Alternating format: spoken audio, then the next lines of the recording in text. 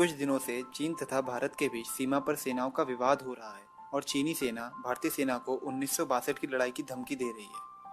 आखिर किस तरह भारत और चीन के बीच 1962 में ये युद्ध हुआ, इसे जानेंगे हम इस वीडियो में। बात उस समय की है जब भारत आज़ाद हुआ था। उसी के 2 साल बाद ज़ाओ एनलाई के नेतृत्व में एक साम्यवादी देश का निर्माण हुआ जिसे पीपल्स रिपब्लिक ऑफ चाइना कहा जाता है। 1950 में चीन ने भारत और चीन के बीच स्थित एक देश तिब्बत पर हमला कर दिया और धीरे धीरे उस पर कब्जा करके उसे एक राज्य घोषित कर दिया। पहले भारत और चीन के बीच जो सीमा सिर्फ लद्दाख के छोटे हिस्से से लगती थी, वह अब बढ़कर आज के हिमाचल प्रदेश, उत्तराखंड और नॉर्थ ईस्ट तक फैल गई थी। तिब्बत पर चीन का कब्जा होने के बाद भी नेहरू चीन के साथ कोई भी सीमा का मुद्दा उठाने के लिए राजी नहीं थे। प्रदेश के गृह मंत्री वल्लभ भाई पटेल नेहरू की इस बात से सहमत नहीं थे।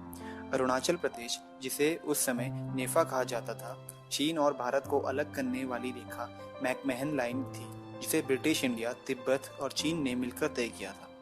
लेकिन चीन की कम्युनिस्ट सरकार इसे जबरन तय की गई सीमा कहते थे। उस समय चीन में भारत के एम्बेसडर KM पन्नीकर थे। नेहरू ने उन्हें ज़ाओ एनलाई से मुलाकात करने के लिए कहा, लेकिन मुलाकात में सीमा को लेकर कोई भी बातचीत नहीं हुई।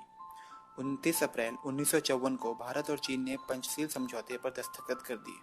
इसमें शांति और दोस्ताना माहौल में रहने की बात लिखी गई थी। हिंदी चीनी भाई भाई के नारे लग रहे थे, लेकिन इसके बीच कुछ अहम बातें दब गई थी। भारत जिसे अपनी सीमा मानता था, उसे समझौते में ठीक प्रकार से दर्शाया नहीं गया था। पंचशील समझौते के बाद ज़ाओ एनलाई भारत आए। कई महत्वपूर्ण मुद्दों पर बात हुई, पर सीमा पर कोई भी चर्चा नहीं हुई। नवंबर 1956 में ज़ाओ एनलाई राज्य के दौरे पर थे। उसी समय तिब्बत के बड़े धर्मगुरु दलाई लामा भारत आए। वह तिब्बत में चीन की नीतियों से परेशान थे। उन्होंने भारत में शरण लेने की बात नेहरू के सामने रखी, लेकिन नेहरू ने उनकी इस बात को इनकार कर दिया और किसी तरह समझा बुझा कर उन्हें वापस भेज दिया। सितंबर 1957 को चीन के सरकारी अखबार पीपल्स डेली ने यह खबर छापी कि सिंगजियान से तिब्बत तक की सड़क तैयार हो गई है। यह भारत के लिए बड़ा झटका था। यह सड़क अक्सई चीन से होकर गुजरती थी, जिसे भारत अपना हिस्सा मानता था। अक्सई चीन को लेकर ज़ाओ एनलाई की नीयत जानने के लिए नेहरू ने उन्हें एक चिट्ठी लिखी। इसका जवाब ज़ाओ एनलाई ने 1 महीने बाद दिया। उन्होंने अपनी चिट्ठी में लिखा कि भारत और चीन की सीमाएं कभी भी औपचारिक तौर से तय नहीं की गई थी और चीन ने इस मुद्दे को इसलिए नहीं उठाया क्योंकि वह कुछ और कार्य में व्यस्त था। यह साफ था कि चीन का रवैया बदल रहा था। इसी दौरान एक घटना घटी। तिब्बत में चीन के खिलाफ बगावत हो गई। दलाई लामा को ऐसा लग रहा था कि चीन उन्हें गिरफ्तार कर लेगी। वह अपने कुछ साथियों के साथ भागकर भारत आ गए, लेकिन दलाई लामा का भारत में स्वागत होना और नेहरू से मुलाकात चीन को रास नहीं आई। सीमा को लेकर संसद में नेहरू का विरोध बढ़ने लगा और उन पर जानकारी छुपाने का आरोप भी लगा।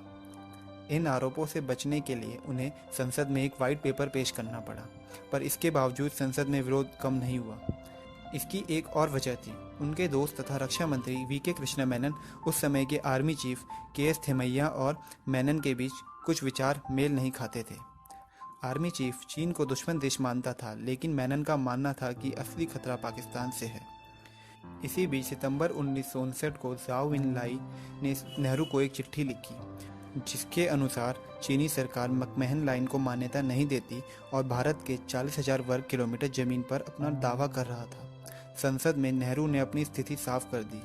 उनके अनुसार भारत और चीन उन बंजर पहाड़ियों के लिए लड़ रहे थे जहां घास का एक तिनका भी नहीं उगता। तभी संसद में मौजूद महावीर स्वामी ने अपनी टोपी उतारकर कहा, मेरे सर पर भी एक बाल नहीं उगता, तो क्या मेरा सर भी कलम कर दिया जाए। 23 अक्टूबर 1959 को नेहरू ने एक अहम बैठक की, जिसमें कश्मीर और नेफा में तैनात भारतीय सेना का ब्यौरा दिया और 4th डिवीज़न जो पंजाब में तैनात थी, उसे नेफा भेजा गया। लेकिन यह एक गलत फैसला था, क्योंकि 4th डिवीज़न की ट्रेनिंग पहाड़ी इलाकों पर लड़ाई के लिए नहीं हुई थी। सीमा पर सेना की तैनाती होती उससे पहले ही ज़ाओ एनलाई ने नेहरू के सामने एक प्रस्ताव रखा कि भारत और चीन की सेना लद्दाख में लाइन ऑफ एक्चुअल कंट्रोल और मेफा में मैकमहन लाइन के 20 किलोमीटर पीछे चली जाए। साफ था कि भारत का वो हिस्सा जो चीन के कब्जे में था, वो चीन के पास रहे और भारत के कब्जे में नेफा है, वो भारत के साथ ही रहे। नेहरू किसी भी प्रकार का समझौता नहीं कर सकते थे। अप्रैल 1960 को ज़ाओ एनलाई भारत आए। वह लगभग 1 हफ्ता भारत रहे। उस दौरान उनकी नेहरू से मुलाकात भी हुई। जिसमें उन्होंने अपना प्रस्ताव दोबारा दोहराया, पर नेहरू ने उसे ठुकरा दिया। 6 दिसंबर 1960 को भारत की ओर से संयुक्त राष्ट्र में चीन की सदस्यता के लिए नेहरू ने वकालत की, जिसकी आज भी आलोचना होती है।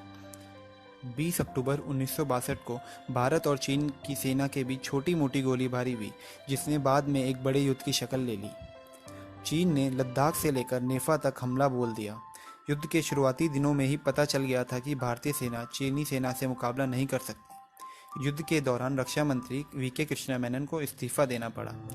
नेहरू देश को एक बड़ी लड़ाई के लिए तैयार कर रहे थे, लेकिन चीन ने उन्हें यह मौका नहीं दिया।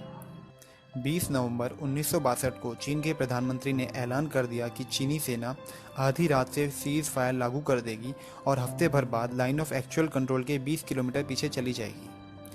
तब तक भारत बहुत कुछ गंवा चुका था। भारत के लगभग 43,000 वर्ग किलोमीटर जमीन चीन के कब्जे में चली गई थी। भारत की सेना के 1300 से ज़्यादा सैनिक शहीद हो गए थे। लगभग 1100 सैनिक घायल थे, जबकि 1700 सैनिकों का पता भी नहीं चला और 4000 सैनिक बंदी बना लिए गए थे। लड़ाई के 55 साल बाद भी चीन और भारत के रिश्ते उस लड़ाई से प्रभावित हैं। दोस्तों, आपको ये भी बता दूं कि इस युद्ध में भारत ने अपनी वायुसेना का इस्तेमाल नहीं किया था।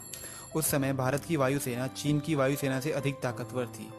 तो दोस्तों, हो सकता था कि अगर भारत अपनी वायुसेना का इस्तेमाल करता तो शायद हम ये युद्ध जीत जाते, या फिर हमारा जितना नुकसान हुआ वो कुछ कम हो सकता था। अगर यह वीडियो आपको पसंद आई तो कृपया इसे लाइक कीजिए, और अगर आप इस चैनल पर नए हैं तो कृपया सब्सक्राइब कीजिए।